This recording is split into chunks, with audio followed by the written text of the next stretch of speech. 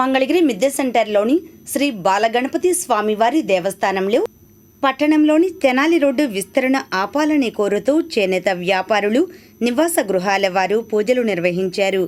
ఈ కార్యక్రమంలో తెనాలి రోడ్డు చేనేత పరిరక్షణ అండ్ విస్తరణ బాధితుల సంఘం ప్రతినిధులు పాల్గొన్నారు. అనంతరం వారు మాట్లాడారు. ఈ రోజున మేము ఈ తెనాలి రోడ్డు విస్తరణ బాధితులు అందరం కలిసి ఈ వినాయక స్వామి గుడి దగ్గరకు వచ్చామండి. కారణం ఏంటంటే మా రోడ్డు 60 అడుగులు చేయాలని చెప్పి విస్తరణ గవర్నమెంట్ వారు చెప్తున్నారు.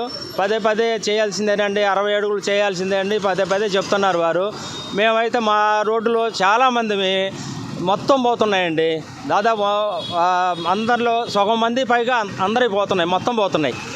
కాబట్టి ఏంటంటే మాకు అక్కడ ఉపాధి మొత్తం పోతుంది. మాతో పాటు అది మా జీవనాధారం కాకుండా మా వెనక చాలామంది ఉన్నారు. ఇంకా నేను చేనేత వృత్తిలో ఆధారపడి జీవిస్తున్నానండి. అలాగే నా వెనక చేతి వృత్తులు వారు, ఈ చేనేత అనుబంధ వృత్తుల వారు అందరూ కూడా నేను ఒక్కడి కింద 50 మంది పైగా ఉన్నారు. వాళ్ళందరి జీవనాధారం కూడా పోతుంది. కానీ గవర్నమెంట్ వారికి మేము ఎన్నిసార్లు వినతులు సమర్పించినా కూడా వారు పదే 60 అడుగులు చేయాల్సిందనే చెప్తున్నారు. మా గోడు వినిపించుకోవట్లేదండి. ఇప్పటి వరకు కూడా ఎన్నో మెమోరాండాలు ఇచ్చాము చాలాసార్లు. మా గురించి మరి ఎన్నిసార్లు చెప్పినా కూడా విస్తరణ ఇది చేయాల్సిందే అంటున్నారు. మేమందరం కూడా రోడ్డును పడి మాకు ఉపాధి కోల్పోతే పరిస్థితి మాకు వచ్చిందండి. కాబట్టి ఏంటంటే గవర్నమెంట్ వారు కొంచెం ఆలోచించి ఈ విస్తరణ ఆపు చేయాలనే కోరుకుంటున్నాం. మేము అందరం మరి పోయే వాళ్ళు ఉన్నారు కాబట్టి గవర్నమెంట్ వారు ప్రత్యామ్నాయ మార్గాలు చూసుకొని దీన్ని వదిలేస్తే బాగుంటుందని మా అభిప్రాయం అండి. ఈ రోడ్డు విస్తరణ జరుగుతున్న వల్ల ఎఫెక్ట్ అయిన ఒక వ్యక్తిలో నేను చాలా ఎక్కువ కోల్పోతున్నాను సార్.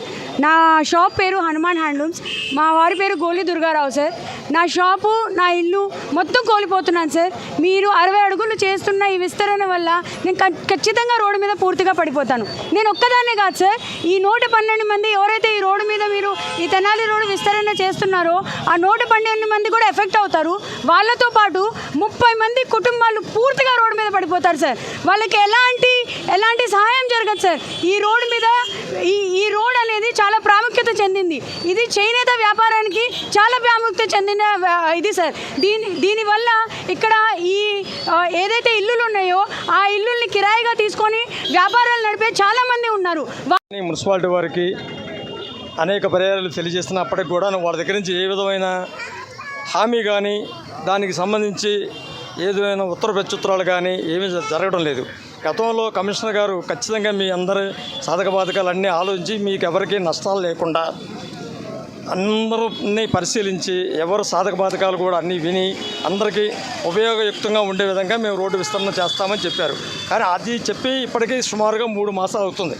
అయినప్పటికీ కూడా ఈ రోజు వరకు కూడా కమిషనర్ గారు మాకు ఎలాంటి అపాయింట్మెంట్ కానీ కూర్చోబెట్టి మాట్లాడటం కానీ గవర్నమెంట్ సైడ్ నుంచి ఏ విధమైన మాకు హామీ కానీ లభించలేదు. అందువల్ల ఈ బాధ్యతందరూ కూడా కుల మత తారతమ్యం లేకుండా హిందువులు, ముస్లింలు, క్రైస్తవులు అందరూ కూడా కలిపి ఈరోజు మా బాధలన్నీ కూడా స్వామివారి ద్వారా ఈ అధికారులు కానీ మా మంత్రివర్యులు ఎంతో అభిమానంతో ఎంతో పెద్ద మెజారిటీ ఇచ్చి గెలిపించిన